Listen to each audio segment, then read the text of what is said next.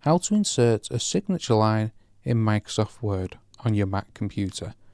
Now, this is very easy to do. First, let's come up to Insert here, and just before we carry on, you can move this signature line anywhere on your document. So now we're in Insert, come to Text Box over here, and then select Draw a Text Box. Draw a text box into your document and enter the wording, who's going to sign it.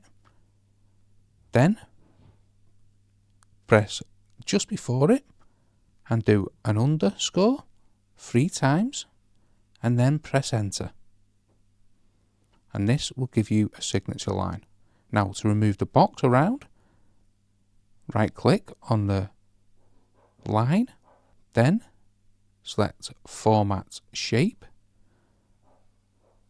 drop down a line, and then select No Line. Now, as you can see, the box around the signature has been removed. However, you can click it and move it anywhere within your Word document. So that's how to insert a signature line in Microsoft Word on your Mac. Hope you found this video helpful. If you did, smash the like, smash the subscribe, and thank you for watching.